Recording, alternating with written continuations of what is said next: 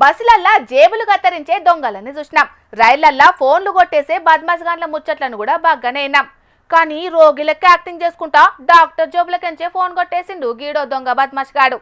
మరి వాని కథేందో మీరు కూడా చూస్తారని మన జోర్దార్లకి పట్టుకొచ్చినాం. చలో చూడుండ్రిగా.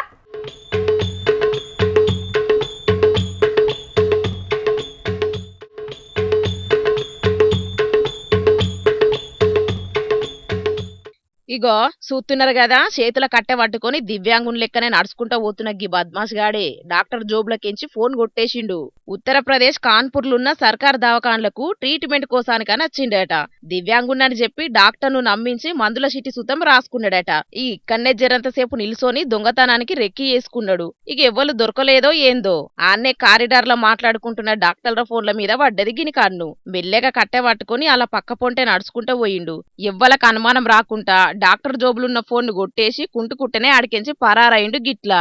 ఇక డాక్టర్ జోబుల చేయి పెట్టి చూసే వరకు ఫోన్ లేదని మస్తు పరిశాన్ అయిందట. అగో నా ఫోన్ ఎవలో కొట్టేసినట్టున్నారని పోలీసుల్లో కంప్లైంట్ చేసే వరకు సీసీ కెమెరాలు మొత్తం పరీక్షబట్టి చూసిండ్రట. గంతే ఇక ఈ దొంగోడు ఫోన్ కొట్టేసింది చూసి గంటలనే వాడిని పట్టుకొని ఫోన్ రికవరీ చేసి డాక్టర్ కు అప్పచెప్పిండ్రట పోలీసోళ్ళు. చూసిండ్రు కదా పబ్లిక్ దొంగలు ఎట్లా మోపైండ్రో. గెటప్పులే కాదు ఆఖరుకు రోగి లెక్క నటించుకుంటా దావకాన్లకచ్చి మరీ చోరీలు ఎత్తున్నారంటే గిలనేమనాలిగా. మీరైతే గిసొంటోళ్ళతోని పైలం మరి.